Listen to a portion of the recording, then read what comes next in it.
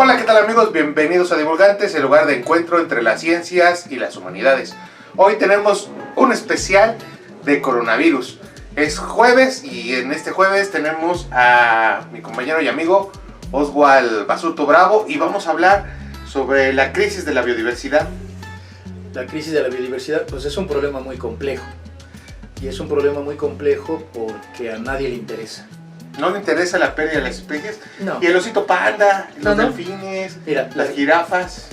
La biodiversidad es un asunto que en realidad a nadie le interesa más que a unos cuantos biólogos. Desde que Ernst Rutherford se le ocurrió decir que la biología no era otra cosa más que como coleccionar estampitas, Ya. hubo, yo creo que una imagen errónea de lo que es las ciencias naturales, en particular la biología, y se ha estudiado muy poco la biodiversidad del mundo, al punto que podemos saber cuántas estrellas hay en el universo, podemos saber cuántas galaxias hay, pero no tenemos ni la más remota idea de cuántas especies hay en el planeta. No tenemos ni siquiera un aproximado. Hay autores que dicen que son 6 millones, hay autores que dicen que son 12 millones, hay otros que dicen que son 15 y hay otros que dicen que son 100. Una parte importante de la crisis ambiental contemporánea, pues ahora en los medios tiene que ver con el cambio climático global, pero en un principio, digamos en la época de los 60, la biodiversidad y la respuesta institucional tenía que ver con la extinción de las especies y la pérdida de biodiversidad. No por algo World Wildlife Fund traen a un panda. A un panda. Sí, el asunto es que se habla de la extinción de estas especies como simpáticas y agradables, como es el caso del panda y muchas otras, pero no se habla de la extinción de especies de insectos, por ejemplo, o peor aún, la extinción de gusanos como especies de nemátodos que tienen servicios ecosistémicos muy importantes. La verdad es que el problema es que es además un asunto sumamente grave, porque los ecosistemas son estructuras exageradamente complejas.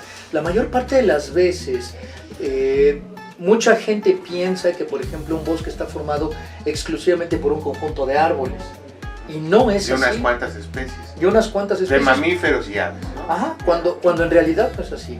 Un ecosistema es un conjunto de relaciones sumamente complejas, de tal forma que los árboles desarrollan algo así como sistemas de comunicación entre ellos a través de otras especies, como pueden ser hongos, ¿no? Entonces, yo soy una planta que no estoy cercana a la fuente de fósforo y mando señales indicando que tengo necesidades de fósforo, y entonces los hongos que están en el subsuelo se aproximan a estas fuentes de fósforo y me lo acercan, y entonces puedo establecer comunicación. Una de las grandes cosas que se han empezado a discutir en este siglo es esa, la comunicación que pueden presentar las plantas entre sí ante efectos de irritabilidad, ante situaciones como incendios o cosas por el estilo, en donde hay mecanismos o esquemas de protección a las plántulas jóvenes, por ejemplo.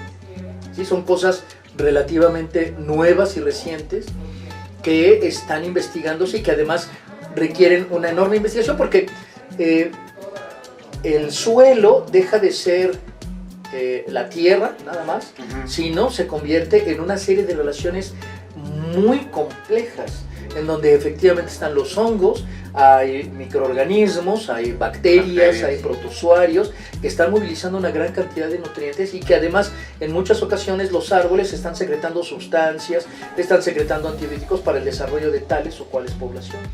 Eso hace que la investigación de las relaciones al interior de los ecosistemas, sobre todo las relaciones a nivel microbiano, sean muy importantes. Y este tipo de cosas reciben muy poco financiamiento. Es impresionante que reciba más financiamiento a nivel internacional la búsqueda de vida inteligente en el espacio exterior que las investigaciones taxonómicas para descubrir nuevas especies. Yo creo que un enorme número de especies, por ejemplo, yo hablaba ahorita que hay entre 6 y 100 millones de especies. Se piensa que tenemos caracterizados algo así como unas 2 millones de especies, cuando mucho.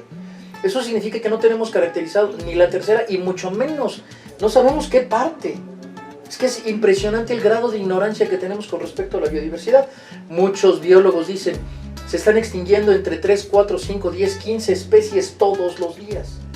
Son aproximaciones que se hacen, pero para saber exactamente cómo están las cosas, nuestra ignorancia es fenomenal.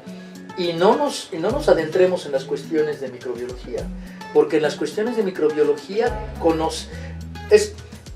en el caso de la microbiología sería, ¿no?, mutatis mutandis. En el caso de las plantas, pues conocemos el arroz, el trigo, el maíz, la cebada, el centeno, la avena, y párale de contar. Y en las bacterias conocemos las mismas especies. O sea, es decir, en el caso de la microbiología, nuestra ignorancia es fenomenal. La cantidad de especies que se conocen es exageradamente pequeña, por no hablar de otros fenómenos como son los virus y muchos otros elementos genéticos. Que nos tienen aquí hoy. Exactamente, que nos tienen aquí y de los que además tenemos una enorme ignorancia, porque necesitamos ver a la vida no como objetos en un cajón, sino tenemos que verlos como un conjunto de relaciones, de interrelaciones, porque ahora sabemos que es muy probable que los virus sean una estrategia adaptativa de las especies. ¿A qué me refiero? Mientras un virus se encuentra en una determinada especie, presenta un comportamiento en el que a la especie no le hace nada. Claro. Pero cuando esta especie es comida por el depredador, entonces se desatan este tipo de situaciones o este tipo de epidemias. Por ejemplo, siempre que pensamos en la biodiversidad, pensamos como en la conservación de la naturaleza. Pero, por ejemplo, en el caso de las abejas, también toda la pérdida que estamos teniendo de las abejas tiene que ver con la producción comercial, con la alimentación. Nos estamos poniendo en riesgo en ese sentido también. No nada más en ese, en muchos otros. Lo que estamos buscando es procesos de homogenización. Estamos viendo que teníamos una enorme diversidad de maíz en el país, y cada vez estamos perdiendo muchas de estas variedades.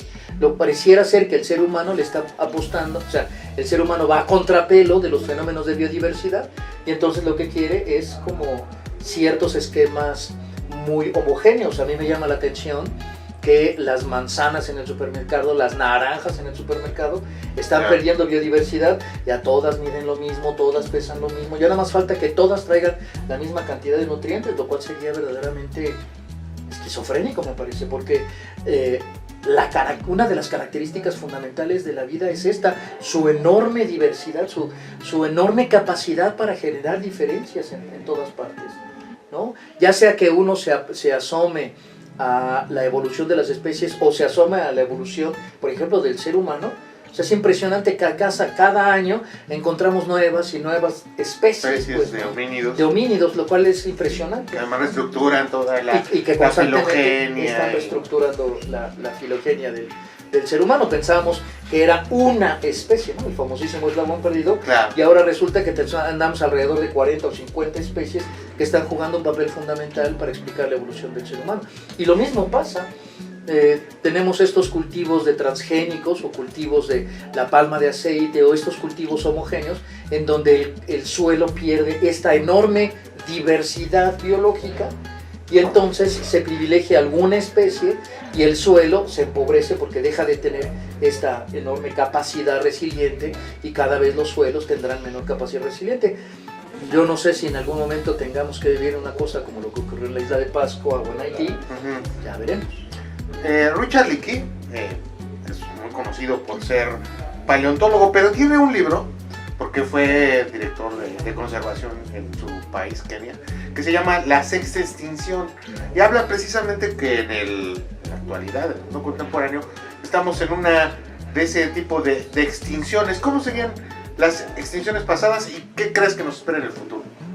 Pues las extinciones masivas es un fenómeno que se ha presentado, pues por algo ha habido 5 extinciones masivas previas.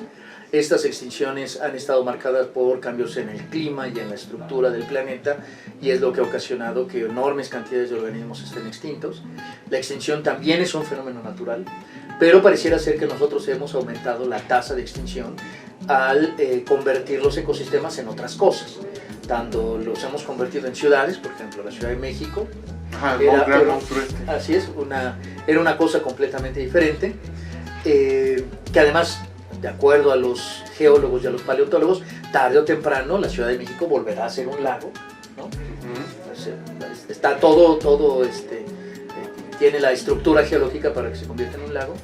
Y lo mismo ha ocurrido con todo el montón de cultivos, que te digo, son cultivos homogéneos, que no se busca la diversidad, ¿no? Ya no se siembran diferentes especies unas pegaditas a otras, o se permite que la tierra descanse, no, año tras año se siembra exactamente la misma especie.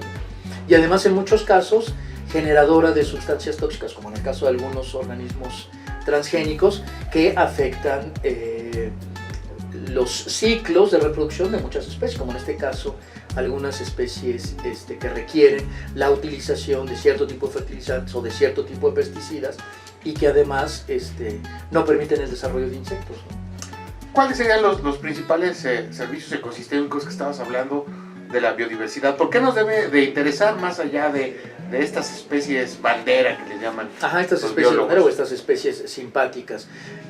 Además ese es un problema porque es muy importante rescatar a los ositos panda o a las ballenas o a los delfines, pero yo creo que es más importante rescatar el conjunto de especies que podemos encontrar en el suelo, que además se dedican, por un lado, a la desintegración de la materia orgánica, que es algo fundamental, pero también a la integración de todos estos elementos, de todos estos nutrientes, para que la vida continúe como un proceso cíclico. Porque la energía llega al planeta y la mayor parte se convierte en calor y no hay problema, pero la materia sigue siendo la misma. Y si los nutrientes no están disponibles para que los podamos asimilar, pues no están disponibles y moriremos de hambre, pues. Wow. Cuando estamos estudiando la biodiversidad, generalmente estamos pensando en unas especies concretas. Creo que este enfoque del que tú hablas, de verlo todo interconectado, es muy interesante porque la biodiversidad pues no es nada más las grandes especies o los árboles, sino todas estas pequeñas relaciones, ¿no?, que conforman como mundos, ¿no?, en los diferentes ecosistemas. ¿Cómo afecta, por ejemplo, el cambio climático global a la biodiversidad? Lo que está ocasionando es que está generando nuevos climas en nuevos lugares. Está haciendo que, por ejemplo, las especies que antes eran estrictamente tropicales, es decir, que se distribuían en el planeta entre los trópicos, ahora se encuentren en otros lugares. ¿Y eso tiene que ver también con las enfermedades? Por supuesto, porque entonces habrá desarrollo de enfermedades en los lugares en donde antes no había, ¿no? Si estas oleadas de calor las seguimos experimentando, tarde o temprano, por ejemplo, en el estado de Virginia, en Estados Unidos, habrá malaria, por ejemplo. Claro. ¿No? Cosa que además, dengue, cosa que además son comunidades que no están preparadas para una cosa como esta. Bueno, por lo menos ahora sí ya les van a importar las enfermedades tropicales. Así es, porque por ejemplo, además se investiga más sobre el Alzheimer que sobre el dengue. Porque el Alzheimer es un problema de los países de primer mundo, mientras que el dengue no es un problema de los países de primer mundo. Entonces, en cuanto a inversión económica, se invierte más para investigar Alzheimer que investigar dengue. Ya. E incluso, y además esto tiene mucho que ver con las estructuras de poder, porque no es, si usted hace una investigación sobre Alzheimer, es más fácil que se la publiquen a que se hace una investigación sobre dengue. Pero los biólogos ya están abandonando pues la idea de la biología natural por las nuevas ciencias biológicas, la genómica, la investigación genética. Digo, también hay cada vez menos biólogos trabajando en el viejo oficio de la clasificación de las especies. La verdad es que no lo sé. A mí me costaría mucho trabajo porque conozco muchos biólogos que esas son las cosas que les apasionan. Pero también hay biólogos que están trabajando del otro lado y hay biólogos que son todólogos que están trabajando en todos los frentes. ¿No? O sea, conozco gente que hace secuenciación genética y luego hace análisis morfológico y luego hace análisis de relaciones ecosistémicas para poder identificar cuáles son las características o cómo ubicar a una determinada especie. Ahora con la emergencia del coronavirus, el conocimiento biológico es muy importante, tanto de la perspectiva de la epidemiología, Claro. que es como una ecología de poblaciones, Así ¿no te es. parece? Claro. Por un lado había que saber primero cómo está estructurado el coronavirus y por qué tiene este patrón de distribución que estamos presenciando. Este hecho de que sea tan altamente contagioso, etcétera, ¿no? Que tiene que ver con su periodo de incubación, etcétera. La manera en la que se adhiere cierto tipo de superficies, en fin. Por un lado. Por otro lado, también tiene que ver la forma en la que se comportan las poblaciones, ¿no? Esta sugerencia que se nos ha hecho de la sana distancia. Y por otro lado, tiene mucho que ver la forma en la que este virus, qué papel jugaba en su ecosistema original, qué papel jugaba en la especie en la que se encontraba. Porque todos los organismos, al parecer, tenemos virus con los que nos relacionamos de manera simbiótica. Establecemos una relación simbiótica con estos virus, pero hay otros que no podemos establecer una simbiosis porque no son nuestros, pues, a menos que nos comamos a estos organismos o tengamos relaciones estrechas con estos organismos. Muy bien. Bueno, pues vamos a agradecer a Oswald por esta pequeña charla el día de hoy y nos vemos en el próximo video. A ver, Oswald, Muchas despídete. gracias, hasta luego, muchas gracias. No.